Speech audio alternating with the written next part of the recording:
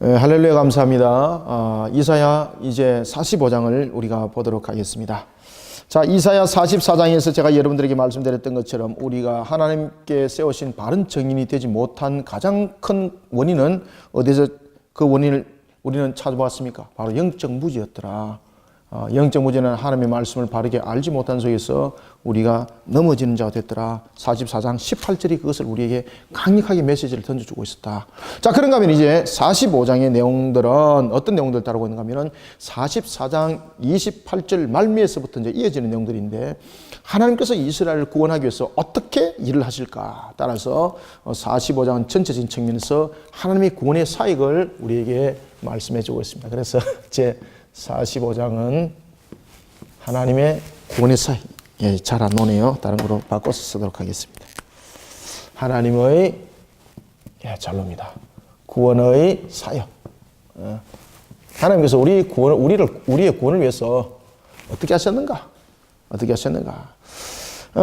그래서 우리가 이제 보면은, 하나님께서 이 역사 가운데서 고레스라는 한 인물을 세우게 되는데, 바벨론의 유서 가운데 이스라엘 백성들이 있을 때에, 그들이 놓여져 있던 그 관계 속에 있을 때에 그저 너희들이 알아서 나와 이렇게 해서 놓지를 않았다는 겁니다. 그 당시에 이 고레스를 통해서 하나님께서 그 역사를 일으킬 때에 먼저 하나님은 고레스를 통해서 바벨론을 점령하도록 만들죠. 점령하도록 만드시고, 그 다음에 그 점령하는 데 있어서 모든 것에 대해서 힘을 누가 줬다는 것을 고레스는 알게 됩니까? 그렇죠. 이것이 마치 콘스탄티누스 사건과 유사한 사건입니다. 이게 콘스탄티누스가 예수님이 나타나셔서 그에게 성리를 말씀하셨고 어떻게 전쟁에서 이길 것이다. 그리고 이제 그는 다리에서 대성을 거두게 되고, 그리고 난 뒤에 그가 로마의 황제가 되는 거죠, 그죠? 전체를 다스리는. 그러면서 그가 그것을 표시하면서 기억에 남기면서 세웠던 깃발이 바로 이 깃발입니다. 그죠? 이 깃발입니다.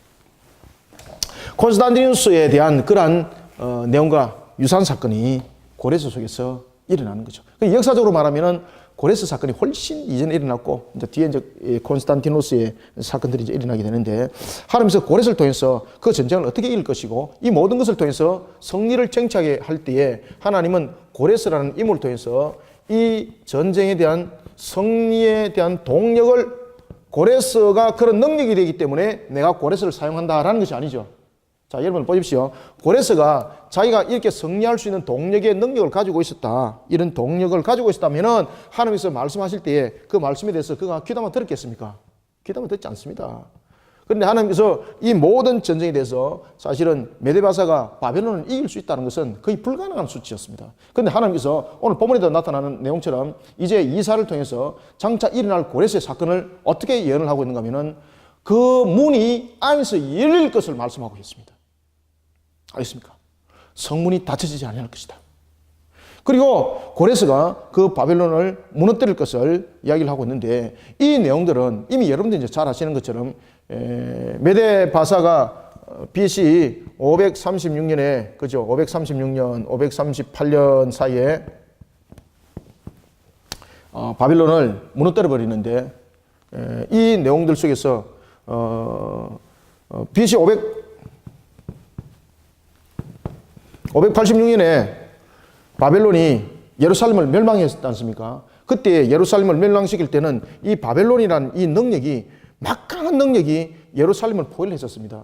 그런데 이때에 메데바사라는 페르시아가 바벨론을 넘어뜨릴 때 바벨론이 힘이 연약하고 그 왜소한 부분에 나라가 쇠퇴하여서 노화 현상이 나타나서 무너진 것이 아닙니다, 여러분들. 그들의 힘은 아직 강력했습니다. 그런데 하나님께서 이 고레스를 통해서 바벨론을 무너뜨려 버리는 겁니다. 이 바벨론. 하나님께서 말씀하십니다. 이사를 통해서 말씀하십니다. 내가 이 고레스를 통해서 성리를 거두는 내가 동력이 되겠다는 겁니다. 그리고 이를 통해서 모든 열방들이 그 앞에 무릎을 꿇게 될 것이고, 그리고 이를 통해서 내가 이스라엘을 해방시킬 것이다. 이것을 이미 이사야라는 그 선지자를 통해서 말씀하실 때는 여러분들요, 북이스라엘이 멸망당한 후였습니다. 물론 북이스라엘이 멸망당한 후였지만은 이스라엘의 나라가 멸망당하기 약 한 100년 이후입니다. 100년 이전이었습니다. 690년 정도에 지금 이 연의 말씀이 주어진 것이니까 690년에 연의 말씀이 주어지시는 거네. 586년 같으면은 여러분 몇 년입니까? 690년 500 예? 690년 586년 104년 그죠? 약 한 100년 이후의 사건이지 않습니까? 약 100년 이후의 사건. 그것을 하나님께서 예언을 하시면서 그리고 이 바벨론이 멸망당할 뿐만 아니라 이 바벨론에 의해서 멸망당했던 이스라엘을 하나님께서는 고레를 통해서 또한 회복시켰을 걸 말씀하십니다. 그러면 이것이 여러분 몇 년 차입니까? 690년에서 536년 같으면 약 한 150년 이상이죠. 그죠? 150년 이상. 그 전에 이미 하나님께서 이 부분들을 전부 다 예언을 하게 하십니다. 이사를 통해서. 그리고 그 성취를 위해서 하나님은 모든 역사를 이렇게 나간다는 이야기입니다. 자, 우리가 이제 본문을 통해서 이 내용들을 우리가 한번 간추려 봅시다. 먼저 우리가 1절부터 2절을 3절까지만 읽습니다. 시작. 여호와께서 그의 기름 부음을 받은 고레스에게 이같이 말씀하시되 내가 그의 오른손을 붙들고 그 앞에 열국을 항복하게 하며 내가 왕들의 허리를 풀어 그 앞에 문들을 열고 성문들이 닫히지 못하게 하리라. 내가 너보다 앞서가서 험한 곳을 평탄하게 하며 논문을 쳐서 부수며 쇠빗장을 꺾고 내게 흑암 중에 보화와 은밀한 곳에 숨은 재물을 주어 내 이름을 부르는 자가 나 여호와 이스라엘의 하나님인 줄 네가 알게 하리라. 아멘. 여기서 니게라는 것은 누굽니까? 그렇죠. 이거는 고레스입니다. 고레스. 너무너무 잘하시네. 고레스입니다. 하나님께서 여러분들 그 이름들을 통해서 말씀하실 때에 기름 부음 받은 고레스라고 말하지 않습니까? 이거는 기름 부음 받은 고레스라는 것은 뭔가 하면 하나님께서 그를 사용하겠다는 겁니다. 그러면서 그에게 나타난 능력을 보십시오. 내가 그의 오른손을 붙든다는 거죠. 그죠? 그러니 누가 동력이 되어준다는 겁니까? 그렇죠. 하나님이 동력이 되어준다는 겁니다. 내가 그의 오른손을 붙든다는 겁니다. 그의 오른손이라는 것은 능력을 말하고 있죠. 오른손은 능력을 말하고 있는데 내가 그의 오른손을 붙든다는 것은 내가 그의 능력의 동력이 되어준다는 이야기입니다. 그래서 이 전쟁을 성립케 한다는 거죠. 그것을 고레스가 나중에 알게 된다는 이야기입니다. 맞죠? 그죠? 이 말씀대로 바로 BC 536년에 537년에 이제 그 사건들이 이제 일어나죠. 537년에서 538년 사이에 그리고 이제 536년에 이제 이스라엘이 이제 그 예루살렘을 이제 돌아가게 되는데 이 사건들이 어떻게 성취될 것인지 하나님이 모든 것을 사역을 이루어 가십니다. 그러니 이 속에서 우리가 증거되어지고 있는 것은 우리가 이스라엘 향하여서 하나님께서 말씀하실 때는 이스라엘 입장에서는 하나님께서는 언약에 대한 언약에 신실하신 분, 역사 가운데서 언약에 신실하신 분이라고 말한다면은 세상을 향해서는 하나님께서 이 모든 역사 가운데서 주관자가 된다는 겁니다. 주관자가. 언약적인 측면에서, 그 다음에 주관자라는 측면에서 이 모든 내용들을 담고 있을 때에 이것이 우리 속에 결국은 무엇으로 하나가 직결되고 있는가 하면은 절대 주권자라는 절대 주권자. 절대 주권자가 이 모든 것들을 이 역사 속에서 이루어 가신다는 거예요. 절대 주권자께서. 그때에 자 1절 보십시오. 내가 왕들의 허리를 풀어. 왕들의 허리를 푼다는 것은 열왕들이 무장 해제를 시켜버리겠다는 겁니다. 열왕들의 무장 해제를 시켜버리고 그 앞에 문들을 열고 성문들이 닫혀지지 못하게 할 것이다. 완전한 승리. 그래서 이 내용대로 이제 사건이 어떻게 벌어지게 되는가 하면은 바벨론이 물론 여러분들이 이제 잘 아시는 것처럼 이 고레스가 그 수로를 타고 벨사살이 잔치를 벌리고 있는 그 안으로 들어가게 됩니다. 그런데 그 전에 이와 같이 이제 동시에 작전들이 펼쳐지게 되는데 이 수로를 통해서 벨사살을 제압을 하게 되고 문제는 성문이 이제 열리게 되는데 성문이 안에서 밖으로 열리지 버리는 거예요. 그들이 성문을 두들겨서 분질러서 성문을 들어간 것이 아니라 성문이 안에서 밖으로 열려져 버리는 겁니다. 그러면서 거기 있는 정말로 투쟁을 하고 싸워야 될 자들이 스스로 무장 해제를 해버려요.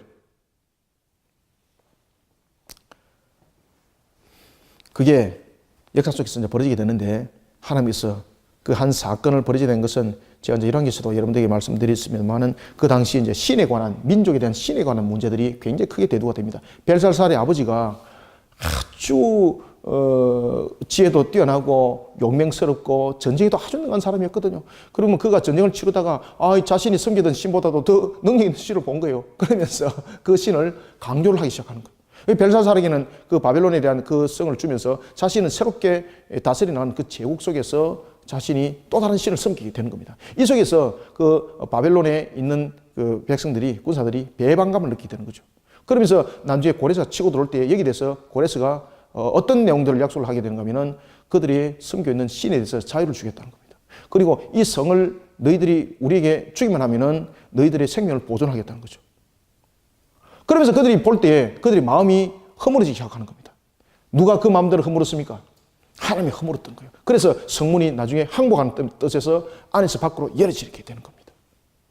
그래서 바벨론이 점령당합니다. 2절은 말합니다. 네가 너보다 앞서가서 험한 내가, 여기서 내는 누굽니까? 여기서 내는 누구죠? 그렇죠. 하나님. 하나님이 선봉장이 되어주시겠다. 선봉장. 하나님이 선봉장이 되어서 그 싸움을 치르겠다는 겁니다. 그래서 2절 보십시오. 내가 너보다 앞서가서 라는 것은 하나님이 선봉장이 되겠다는 겁니다. 내가 너보다 앞서가서 험한 곳을 어떻게 하고 평탄하게 하고 논문을 쳐서 부수며 쇠빗장을 꺾고 아멘. 그죠? 이 말씀대로 제가 방금 조금 전에 말씀드렸던 그 사건을 하나님이 일으킨 거예요. 그들의 마음들을 전부 다 녹여버리는 거예요. 그리고 그들이 스스로 항복하도록 무기를 던져보도록 만드는 거예요. 그래서 오늘 본문에도 말씀하십니다. 험한 곳을 평탄케 하고 논문을 쳐서 부수고 쇠빗장을 꺾어버리겠다. 하나님께서.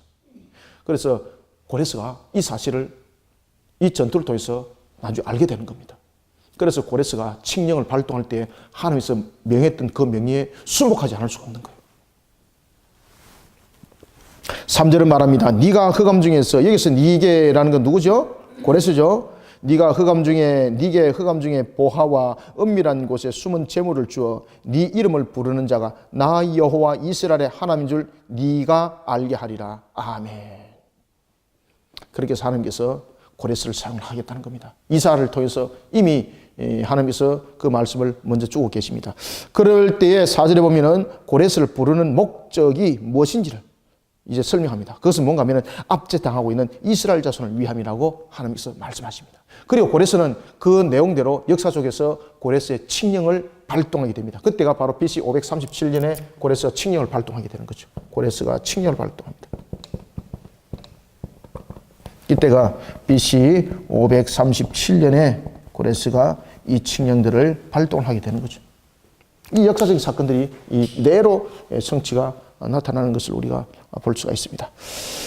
자, 여러분들, 자, 5절부터 6절 2절을 한번 읽어보겠습니다. 시작. 나는 여호와라, 나 외에 다른 이가 없나니 나밖에 신이 없느니라. 너는 나를 알지 못하였을지라도 나는 네 띠를 동일 것이요 해 뜨는 곳에서든지 지는 곳에든지 나밖에 다른 이가 없는 줄을 알게 하리라. 나는 여호와라, 다른 이가 없느니라. 아멘. 하나님께서는 고레스로 하여금 강력한 힘을 가지고 이 전쟁에 임하도록 할 때에 하나님이 친히 모든 것을 무장하여서 성립케 하는 능력이 되어주시겠다는 겁니다. 그때에 여러분 7절 보십시오. 7절 보시면은 나는 무엇도 짓고 빛도 짓고 어둠도 창조했다. 야, 여러분들 우리가 이제 여기서 중요한 대답을 주고 있죠. 우리는 보면은 그 창조에 관해서 이야기를 할 때 마치 그 어둠은 창조가 안 된 것처럼 이야기를 하고 있습니다. 그죠? 이거 큰일 날 짓입니다. 여러분들 흑암은 함께 창조입니다. 첫째 날에 여러분들 흑암이 함께 창조되는 거죠. 왜냐하면 첫째 날에 여러분들 우주 공간이라는 것이 만들어지면서 흑암이라는 것이 창조가 되는 겁니다. 그렇기 때문에 우리가 창조에 대해서 이야기를 할 때에 여러분 빛에 대해서만 이야기를 하면 안 됩니다. 첫째 날에 빛이 있었습니다. 그것만 가르치면 안 됩니다. 아이들한테. 그렇게 되면은 공간은 이미 이성으로도 가르치면 되는 겁니다. 이거 큰 실수하는 거죠. 흑암에 대한 창조를 반드시 이야기하시길 바랍니다. 그 다음에 하나님께서 그 첫째 날에 우주의 기초를 전부 다 창조하십니다. 그래서 지구에 대한 그 덩어리도 첫째 날에 전부 다 창조되어집니다. 우주의 공간들이. 그리고 신이 수면을 운행하면서 마치 여인이 잉태해서 아이를 그 속에서 자궁 속에서 수태하는 것처럼 그런 모습들이 그 속에서 이제 만들어지는 겁니다. 자, 이런 속에 하나님께서 이사를 통해서 분명하게 말씀하십니다. 나는 무엇도 짓고 무엇도 창조했다. 그렇죠. 빛도 내가 짓고 내가 어둠도 창조했다는 것은 무엇입니까? 모든 것이 하나님께서 창조주에 의해서 모든 것은 창조주에 의해서 창조되어졌다는 것을 말하고 있고, 그 다음에 이 빛과 어둠이라는 것은 우리에게 모든 것에 대한 우리의 하나의 우리의 날수를 말하고 있죠. 그죠? 날수. 그에 대해서도 모든 것을 주관하신 분이라는 것을 지금 여기서 설명하고 있는 겁니다. 그죠? 창조주요. 그죠? 모든 것에 주관하신 자라는 것을 우리 속에 가르쳐 주고 있습니다. 그래서 모든 것은 자연 현상 속에서 일어난 것은 없다는 거죠. 자연 현상 속에서 만들어진 거 뭐 있노? 그럼 자연 현상 속에서 만들어진 것은 없다는 것은 간접적으로 무엇을 비유를 하고 있습니까? 하나님이 우상 만드는 사실 없죠. 그러면은 하나님 외에는 어떤 신도, 우상의 신도 존재하지 않는다는 것을 이 속에서 지금 설명하고 있습니다. 지금 자, 여러분들 보십시오. 빛과 어둠을 창조했다는 것은 모든 것이 없는 상태입니다.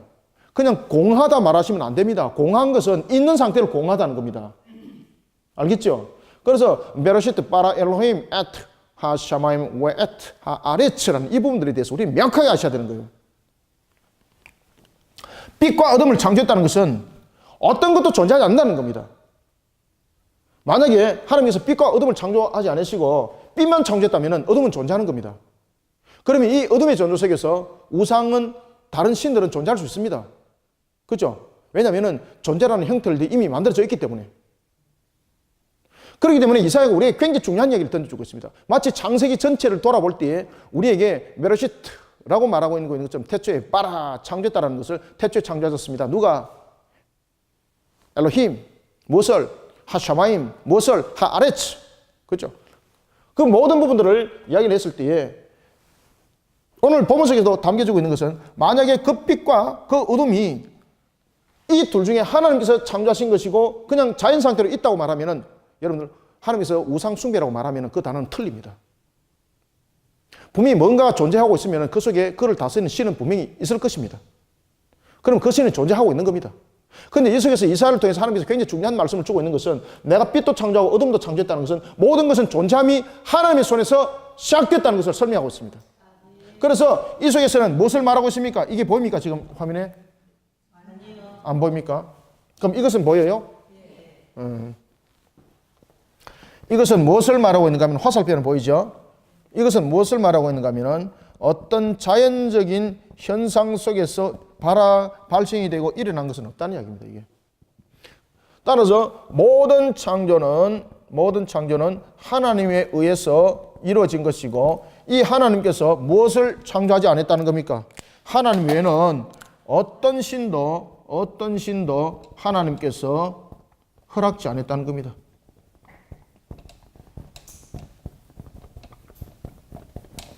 그렇죠? 그렇기 때문에 어떤 신도라고 말하는 것은, 그래서 어떤 신도라는 것은 그 다음에 신들을 만드는 것은 전부 다 보면은 사람에 의해서 만들어짐을 말하고 있습니다. 누구에 의해서? 사람에 의해서. 그러면 이 사람에 의해서 만들어진 우상은 누구의 조종에 의해서? 마귀의 유혹에 의해서. 결국 이제 이 말씀을 하시는 거죠.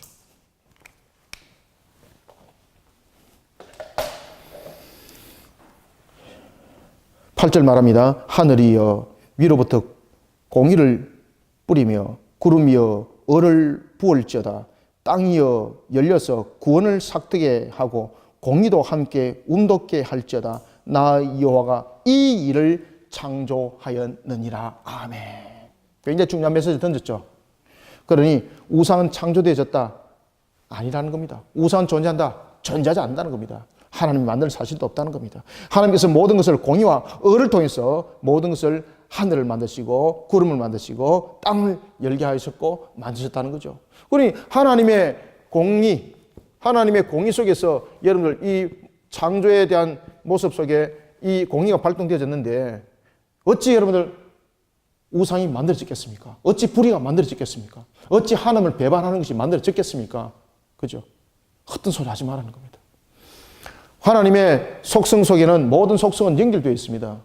창조적 본능 속에도 하나님의 사랑의 속성도 있고 하나님께서 모든 것을 번성하여 일으키는 창조적 본능 속의 속성도 있고 그 속에는 공의 속성이 함께 묶여져 있습니다. 그렇기 때문에 하나님의 창조물 가운데서 불의한 것이 만들어질 수 있을까요? 없을까요? 없다는 이야기예요. 우상들 하나님께서 만들어지기 없다는 이야기예요. 그것이 하나님의 속성 속에서 나온다는 거죠. 그래서 공의도 함께 움돋게 할지어다. 나 여호와가 이를 창조하였느니라. 아멘. 아시겠습니까? 이런 속에 하나님께서 말씀하십니다. 구원을 삭되게 하고 공의도 함께 움돋고, 다시 말하면은 이스라엘 백성들이 이와 같이 어둠에 넘어진 모습 속에 있을 것을 이미 하나님께서는 이미 창조 속에서 이미 다 보고 계셨고 이미 다 아시는 거죠. 그런 속에 하나님께서는 그들을 불의한 속에서 걸러내고 또한 새롭게 만들어 나가는 속에서 다시 이사를 통해서 그들에게 깨닫게 알게 하시는 겁니다. 그러니 하나님의 구원의 사역을 믿음의 눈으로 보라는 겁니다. 믿음의 눈으로. 하나님께서 어떻게 구원의 사역을 이루고 갈 것인지. 그들이 죄를 졌기 때문에 할 수 없이 하나님께서 그들을 구원해야 되겠다. 이런 계획을 세운 것이 아니라 이미 창세전에 이 모든 것들을 하나님께서 계획하시고 이미 아시고 이 모든 것들을 계획하시고 라는 것을 우리에게 담고 있습니다. 자, 그러면서 이런 속에 이제 무엇이라고 말하는가 하면은 이런 측면에서 우리가 하나님의 구원의 사역을 이루어 갔을 때에 이 구원에 관한 구원의 주관자는 누굽니까? 그렇죠. 여기에서 구원의 주관자는 여러분 하나님. 그러면은 우리는 그저 구원의 대상자죠. 여기서 이제 표현하기를 하나님께서 뭐라고 말씀하시는가 하면은 내가 구원에 관해서 주관을 하고 있는데 어찌 질그릇인 너가 토기장에게 이렇게 하라 저렇게 하라 명령할 수 있는가? 그 놀랄 사실은 이스라엘이 하나님께 명령하고 있다는 겁니다. 자신들이 마치 스스로 자신이 선민이 된 것처럼 자신들이 착각을 하고 있다는 것입니다. 오늘 본문 속에서 그 말씀을 주고 있습니다. 자, 우리가 한번 읽어보겠습니다. 9절, 10절, 2절을 읽습니다. 시작. 질그릇 조각 중 한 조각 같은 자가 자기를 지으신 이와 더불어 다툴진대 화 있을진저 진흙이 토기장이에게 너는 무엇을 만드느냐 또는 네가 만든 것이 그는 손이 없다 말할 수 있겠느냐. 아버지에게는 무엇을 낳았소 하고 묻고 어머니에게는 무엇을 낳으려고 해산의 수고를 하였소 하고 묻는 자는 화 있을진저. 아멘. 이게 여러분 무슨 말입니까? 자녀가 부모를 향해서 왜 그런 자녀를 낳았습니까? 왜 그런 자를 낳을 권리가 어디 있습니까? 라고 항의한다는 거죠. 이게 말도 안 되는 소리를 한다는 거죠. 토기장이가 당신 왜 나를 이렇게 만들었어요? 말할 자격이 있습니까? 없는 거예요. 토기장이가 그릇을 만들 때는 자기가 원하고 자기가 사용하는 용도로 만드는 거지. 토기는 그 외에는 아무것도 여러분들 그 자기의 주장을 내세울 수 있는 것 아무것도 없어요, 여러분들. 토기장이가 필요해서 만드는 것이 토기예요. 구원이 마찬가지라는 겁니다. 하나님께서 모든 것의 구원을 이루기 위해서 하나님께서 말씀하셨습니다. 그런데 그들이 우리는 선민이에요. 우리는 아브라함의 혈통이에요. 라고 말하면서 너희들이 구원의 백성이라고 말할 자격이 없다는 거죠. 그죠? 하나님을 배반하고 어찌 그들이 스스로 언약 백성이라 말하고 어찌 아브라함의 혈통이라고 말하면서 자신들은 선민이라 구원의 백성이라 말할 수 있는가? 말도 안 소리 하지 말라는 거예요. 말도 안 소리 하지 마세요 라는 거. 그래서 구원은 하나님의 절대적 구원은 하나님의 절대적인 그런 선택에 의해서 여러분 이루어지는 겁니다. 그리고 결국은 이런 속에 구원은 하나님의 결국은 은혜 속에서 구원이 이루어진다라고 여러분들 우리는 말하는 겁니다. 이런 속에 어떤 구원에 관해서 이야기를 할 때에 어떤 행위를 가지고 구원에 대해서 말하지 말라는 이야기죠. 그래서 우리는 스스로 선한 것이 없습니다. 우리는 스스로 선한 것이 없습니다. 그러니 우리의 행위로서 구원을 말할 수가 없는 거죠. 이스라엘에 대한 지으시니가 이렇게 말합니다. 12절부터 11절, 12절 두 절을 읽습니다. 시작. 이스라엘의 거룩하시니 곧 이스라엘 지으신 여호와께서 이같이 이르시되 너희가 장래 일을 내게 물으며 또 내 아들들과 내 손으로 한 일에 관하여 내게 명령하려느냐.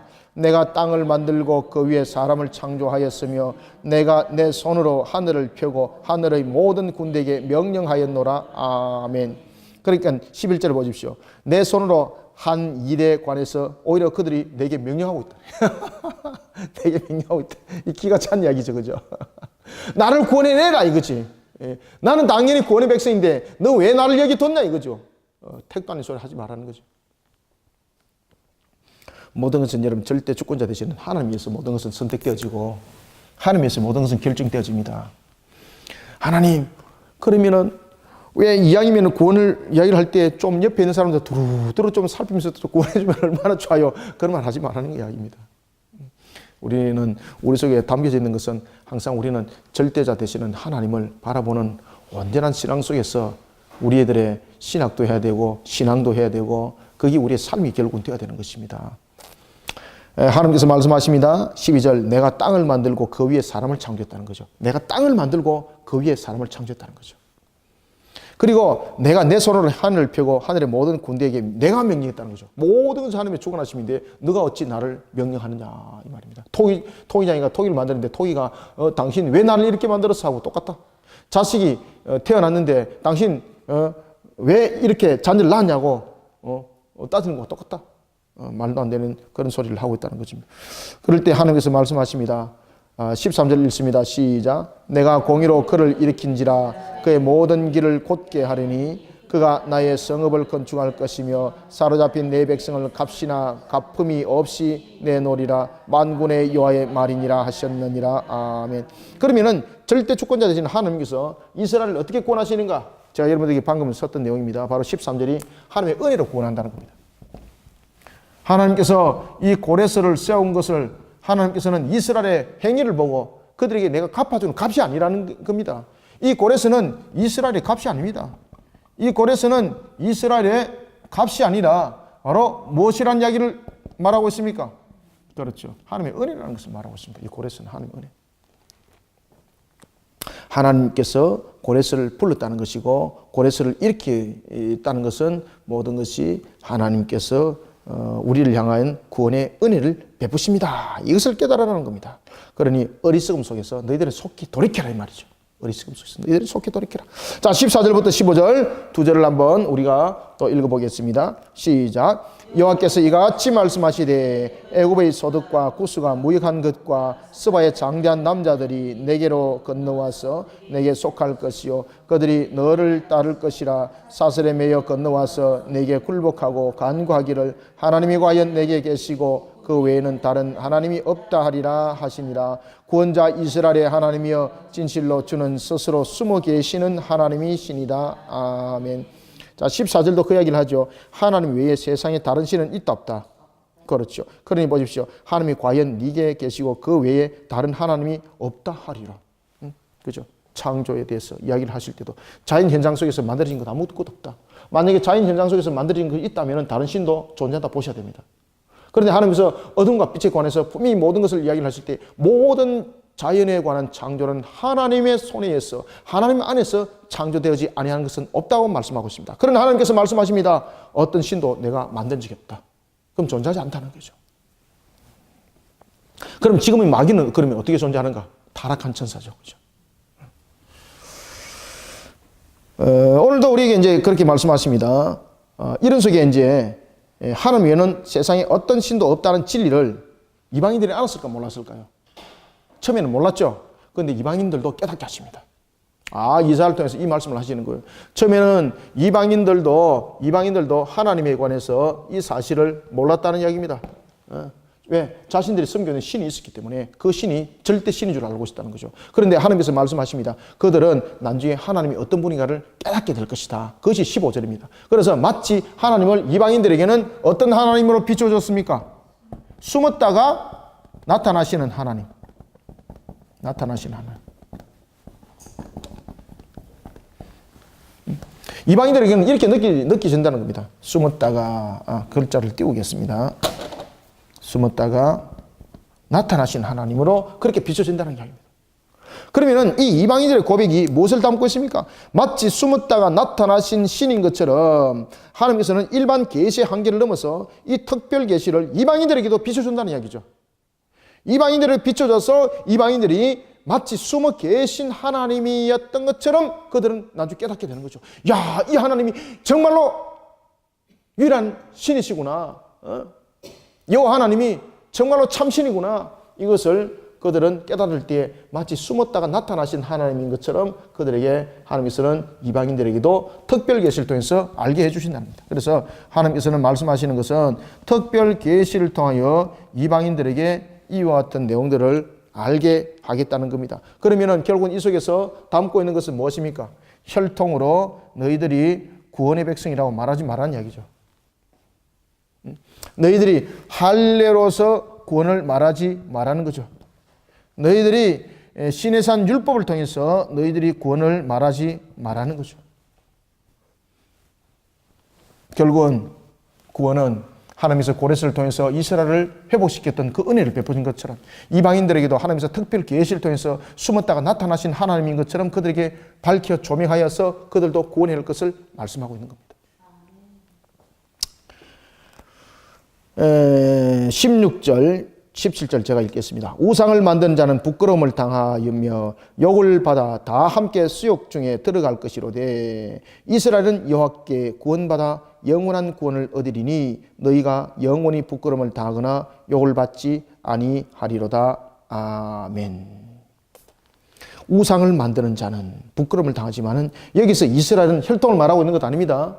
여기서 이스라엘은 회개하고 돌이킴을 받은 자들이죠. 회개하고 돌이킴을 받은 자들, 회개하여서 하나님으로부터 용서를 받은 자들. 여러분들 아무리 내가 회개를 하더라도 하나님께서 용서하지 않으면 용서가 없는 겁니다. 따라서 우리는 회개와 용서 사이에는 무엇이 있습니까?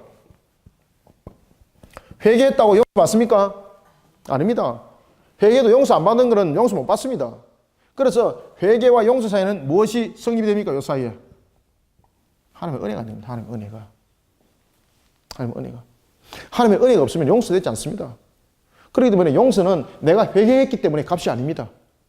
우리는 마치 회개했기 때문에 그 값으로 용서를 말하고 있는데 그렇지 않습니다. 회개하더라도 하나님께서 은혜 베풀지 않으면 용서는 없습니다. 그래서 이 사회는 은혜가 성립이 되어야 되는 겁니다. 십자가에서 예수님께서 죽으셨습니다. 여러분들 하나님께서 그것을 안 받아들이면 안 받아들이는 겁니다. 하나님께서 그것을 받아들이는 것이 전부 다 은혜입니다. 은혜.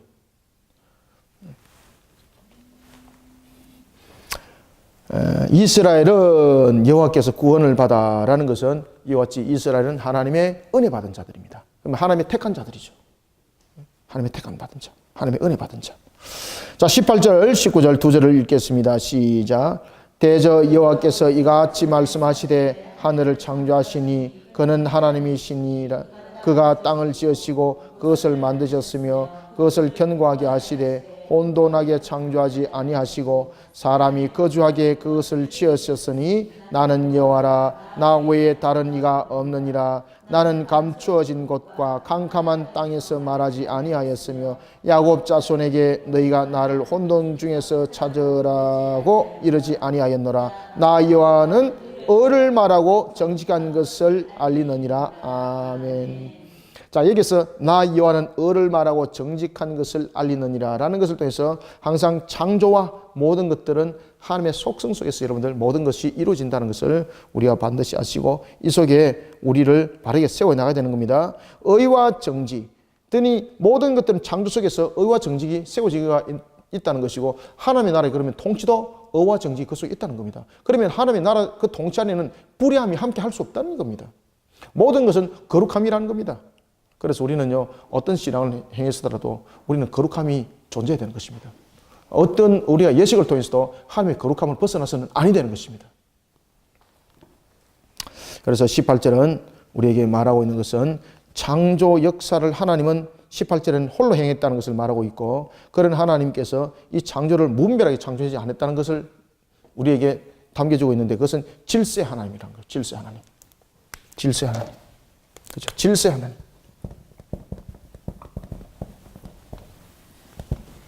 질서 하나님. 혼돈하게 창조하지 아니했고라는 것이 질서 하나님을 담고 있는 겁니다. 그 다음에 이제 19절에 보면 나는 감춰진 곳과 캄캄한 땅에서 말하지 아니했다라는 것은 숨겨서 속인 것 없다는 거죠. 그래서 하나님께서 말씀하십니다. 나는 분명히 을을 말하고 정직한 것을 말했다는 것은 드러내고 말을 다 가르쳤다는 거죠.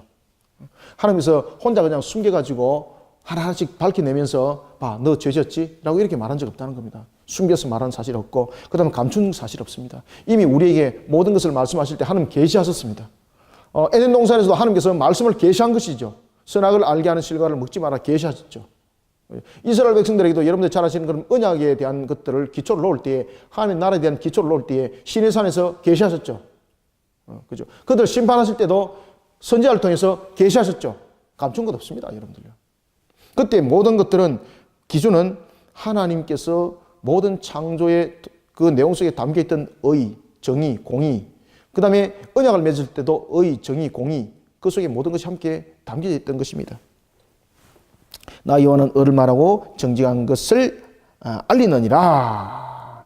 자, 이런 하나님께서 이제 말씀하십니다. 자, 20절, 21절 두 절을 또 한번 읽어볼까요? 시작. 열방 중에서 피난한 자들아 너희는 모여 오라. 함께 가까이 나오라. 나무 우상을 가지고 다니며 구원하지 못하는 신에게 기도하는 자들은 무지한 자들이니라. 너희는 알리며 진술하고 또 함께 의논하여 보라. 이 일을 옛부터 듣게 한 자가 누구냐? 이전부터 그것을 알게 한 자가 누구냐? 나 여호와가 아니냐? 나 외에 다른 신이 없나니 나는 공의를 행하며 구원을 베푸는 하나님이라. 나 외에 다른 이가 없느니라. 아멘. 자, 20절. 열방 중에 피하는 자들아. 열방 중에 피하는 자들은 무엇입니까? 하나님께 하나님을 앙망해야 될 사람들인데 그들이 지금 어디로 갔습니까? 열방 중에 피난하는 자들아. 지금 하나님을 앙망해야 될 자들이 지금 여러분들 우상 숭배 속에 지금 빠진 모습이 된 거죠. 너희는 모여 오라. 함께 가까이 나오라. 세 가지를 말하고 있죠. 모이라, 오라, 함께 가까이 오라. 누구에게? 우상에게 오지 말고 하나님께 가까이 오라는 겁니다. 그러면 하나님께 가까이 오는 것은 우리에게 무엇을 담고 있습니까? 회개하라는 겁니다. 회개하라. 하나님께서 구원의 사역을 이룰 때에 모든 것을 주관하실 때에 우리 속에서 일어나야 될 것은 회개입니다. 회개. 그럼에도 불구하고 이 회개조차도 하나님께서 우리에게 주시는 은혜가 없이는 회개가 일어나지 않습니다. 가까이 오라.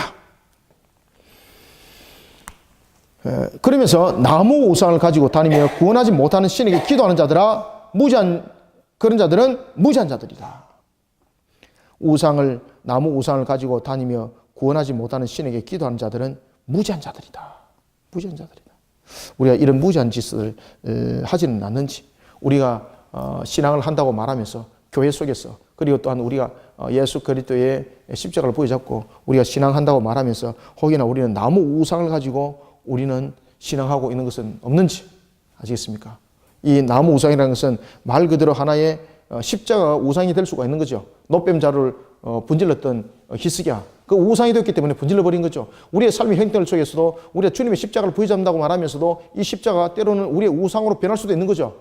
우리는 이 모습 속에 우리를 바로 척결해야 됩니다. 바로 세워야 됩니다. 그러기 위해서는 항상 우리는 우리의 모습을, 우리의 영을 바르게 하기 위해서는 우리의 모습들을 항상 회개를 담아야 되는 것이고, 또 하나는 우리의 삶들을 통해서 우리가 자문제를 회개할 때도 항상 말씀이 근원이 돼서 우리는 이 모든 회개들이 일어나야 되는 겁니다.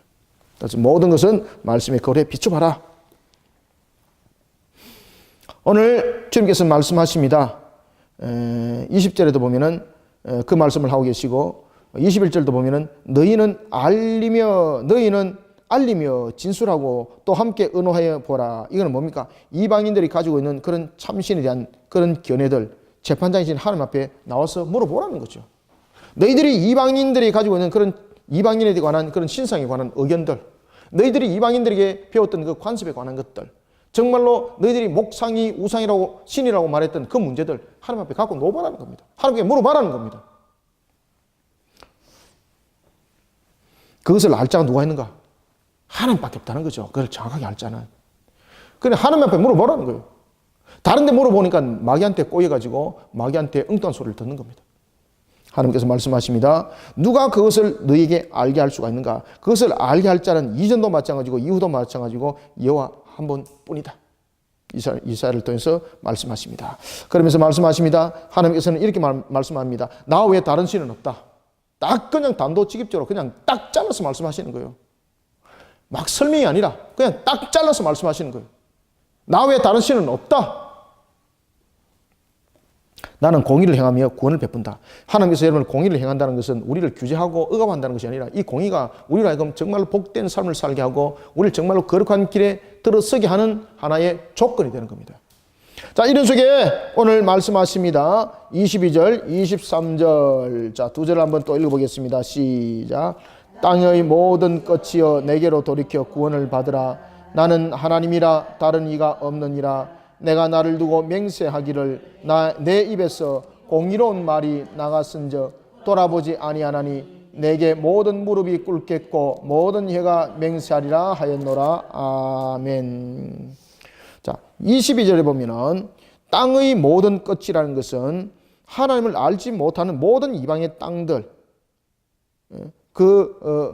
자격, 쉽게 말하면 무자격자들을 말하고 있는 거죠. 땅의 모든 끝이여 내게로 돌이켜라고 말한 것은 하나님을 알지 못하는 이방인들, 땅의 모든 끝이여 내게로 돌이켜 구원을 받으라 하나님께서 기회를 줬다는 거죠. 그래서 모든 여러분들 인류를 향해서는 하나님께서 구원에 대해서 그 길들을 이미 다 열어주었습니다. 어떤 사람들은 우리는 어떤 시대는 그 구원의 복음 들은 사실이 없는데요. 아닙니다. 모든 시대를 향해서 하나님께서는요, 그 구원의 문을 이미 다 열어줬습니다. 다 열어줬습니다. 그런데 문제는 그들이 여러분들요, 우상 속에 빠져서 하나님 앞에 놓지 않더라는 것입니다. 그러니 우리가 이 시대를 살아가고 이 땅 위에 살아가는 것이 우리에게는 얼마나 더 큰 복인지 모릅니다. 말씀을 통해서 우리가 깨달아 알게 하시고 또 우리로 하여금 하나님 앞에 엎드리는 자세를 가지게 하시고 이런 모습들로 우리를 세워주니 얼마나 감사합니까? 그죠? 그래서 모든 인류 향해서 하나님께서는 이미 회개돼서 기회를 부여를 했다는 겁니다. 그러니 이 부분들을 우리가 보다 더 조명하는 것이 로마서 2장이죠. 로마서 2장이죠. 하나님을 나는 알지 못합니다 라고 말하는 자들은 양심을 통해서 내가 그 죄를 묻겠다. 그죠? 그 다음에 유대인들 같은 경우는 율법을 관해서 우리는 율법을 가진 유대인입니다 라고 말할 때는 하나님께서 이렇게 대문다 그러죠. 그러면 너는 율법을 어떻게 지켰는가? 너는 율법을 다 지켰는가? 나는 대묻겠다. 그죠? 모든 자들에게 이미 기회를 줬습니까? 안 줬습니까? 모든 시대에 모든 자들에게 이미 하나님께서는 다 기회를 다 줬어요. 여러분들 아시겠습니까? 그래서 다만 하나 하나님께서 택한 백성을 구원하기 위해서 시대별로 다른 것은 하나님의 선택일 뿐이에요. 그러니 우리가 선택받았다는 것이 얼마나 여러분들 큰 은혜고 얼마나 감사한지 아시겠습니까? 이건 기적보다도 번개 맞는 기적보다도 이건 여러분들 더 귀한 것입니다. 땅의 모든 끝이여 내게로 돌이켜 구원을 받으라. 나는 하나님이라 다른 이가 없느니라. 내가 23절 내가 나를 두고 맹세하기를 내 입에서 공의로운 말이 나갔은즉 돌아오지 아니하나니 라는 것은 무엇입니까? 내 입에서 한번 나간 말씀은 결코 헛되이 돌아오지 않는다는 것은 하나님의 뜻을 하나님은 반드시 성취하신다. 그죠? 성취하시는 하나님. 반드시 여러분들 성취하시는 하나님. 성취하시는 하나님은 우리에게 약속하신 그 말씀을 반드시 여러분 함께 성취하십니다. 그러니 여러분들요, 하나님을 향한 믿음을 우리가 떨쳐버리지 아니하고 하나님을 의심치 말고 항상 하나님을 향해서 우리를 다시 한 번 더 바르게 세워나가는 저와 여러분들이 되시기를 소망합니다. 자, 다음에 24절부터 25절 마지막 두 절 한번 읽고 마무리하겠습니다. 시작. 내게 대한 어떤 자의 말에 공의와 힘은 여호와께만 있나니 사람들이 그에게로 나아갈 것이라. 무릇 그에게 노하는 자는 부끄러움을 당하리라. 그러나 이스라엘 자손은 다 여호와로 말미암아 의롭다함을 얻고 자랑하리라 하느니라. 아멘. 24절 말합니다. 노하는 자는 은혜로운 기회를 스스로 내팽개친 자입니다. 24절에 내게 대한 어떤 자의 말에 공의와 힘은 여호와께만 있나니 사람들이 그에게 나아갈 것이라. 무릇 그에게 노하는 자는 부끄러움을 당한다. 노하는 자는 뭡니까? 은혜의 기회를 줬음에도 불구하고 그것을 팽개친 자들. 그것을 노하는 자들이라 말하는 것입니다. 그러면 25절에는 보면은 어렵게 되는 것은 결국은 사람의 공로가 아니라는 것을 말하고 있습니다. 어렵게 되는 것은 25절은 어렵게 되는 것은 사람의 공로가 아니라 하나님의 은혜라는 것을 다시 한 번 더 이야기를 하고 있습니다.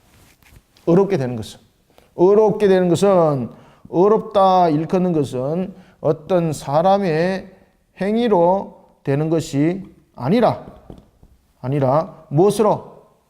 그렇죠. 하나님의 은혜로, 하나님의 전적인 은혜로 이루어진다는 것을 25절이 말합니다. 그러니 이스라엘 자손은 다 여호와로 말미암아라는 겁니다. 여호와로 말미암아 어떻게 됐다? 어렵다함을 얻고라는 것은 이 내용들을 담고 있는. 그러니 그들이 아브라함의 혈통이기 때문에 어려움이 아닙니다. 신의 산의 율법을 받았기 때문에 어려움이 아닙니다. 할례를 행했기 때문에 어려움이 아닙니다. 그렇기 때문에 이후에 우리가 이제 예수님 시대에 또 보면은 구약 시대가 이제 지나고 이제 신약 시대에도 보면은 예수님께서 십자가에서 죽으시고 초대 교회들이 세워졌을 때에 믿음에 대한 구원을 말하다가 나중에 유대주의적 사고를 가지고 있는 율법주의자들이 그들이 가지고 온 구원론이 기독론이 바로 율법적 사고를 가지고 그들이 교회 속에 들어오게 됩니다. 그래서 유대주의 가운데서 유대인들 가운데서 유대주의적 율법적 기독론과 구원론을 가진 그들이 바로 할례를 행하도록 하는 겁니다. 그것은 뭔가 하면 이방인은 구원 없다는 이야기입니다. 믿음의 구원이 아니라는 겁니다. 예수 그리스도를 믿는 믿음 속에서 율법을 행해야 된다, 할례를 행해야 된다는 것은 예수 그리스도를 믿는 믿음으로서 구원이 아니라는 이야기입니다. 유대인들이 아니면 유대화되지 않으면 구원은 없다 이 뜻입니다.